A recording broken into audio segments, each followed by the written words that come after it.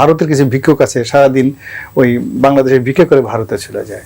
মূলত আসাম, ত্রিপুরা এবং পশ্চিমবঙ্গ এদের সঙ্গে আমাদের যেটা বিশাল সীমান্ত রয়েছে, তো সেই সীমান্তের এপারে জামাত, আমরা এটা দেখলাম যে প্রায় সবগুলো সিটে সীমান্তের এপারে জামাত, আর অপর পারে সবগুলো সিটে কিন্তু বিজেপি জয়লাভ করেছে। সোশ্যাল মিডিয়া এই ধরনের একটি একটা কার্ড আসছে। এখানে মূল ব্যাপারটা হলো যে আমরা এই দুটো সীমান্তেই পরস্পর বিরোধী একটা মতামত পাশাপাশি দাঁড়িয়ে আছে। সীমান্তে কিন্তু প্রচুর বিরোধ হয়। আমাদের সীমান্ত কেন্দ্রিক অন্তত পক্ষে না হলেও 10 থেকে 15 লাখ বা আরো বেশি গরিব মানুষ আছে।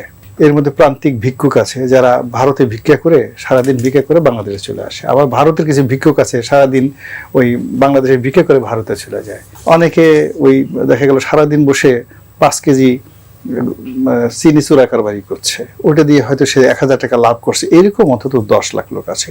এগুলো নিয়ে সীমান্তের বিজিবি এবং বিএসএফ এদের মধ্যে প্রতিনিয়ত পতাকা বৈঠক হয়, মারামারি, কাটাকাটি, হানাহানি ইত্যাদি হয়। এবং এই জায়গাগুলো করে কি সীমান্তের দুই পারের যারা লোকজন আছে তাদের মধ্যে যদি স্বাভাবিক সহনশীলতা থাকে তাহলে সমস্যাগুলো বোঝাপড়া থাকে। কিন্তু দুই পাশে যখন উগ্রতা চলে আসে তখন ওই বাহিনীগুলো করে কি তাদের জনগণের পক্ষে ওইটা আরো হানাহানির পর্যায়ে চলে যায়। তো সেক্ষেত্রে ওইরকম একটা পর্যায়ে আমরা চলে আসছি যেখানে সীমান্তের দুই পাড়েই পরস্পর সমঝোতার পরিবর্তে উগ্রবাদী লোকজন, বাংলাদেশের উগ্রবাদী লোকজন, ওদের উগ্রবাদী লোকজন, তারা মুখোমুখি।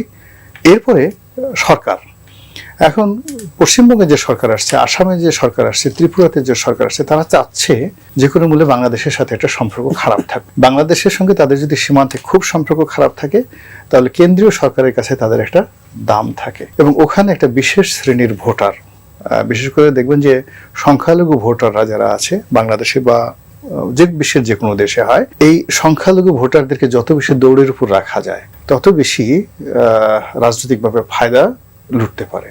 এখন কলকাতাতে যারা হয়েছে তাদের একটা টার্গেট থাকবে যে কোনো মূল্যে মুসলমানদেরকে সেখানে দৌড়ের উপর রাখা, এবং সেই কাজ তারা গত কয়েকদিনে কিন্তু মারাত্মকভাবে করছে।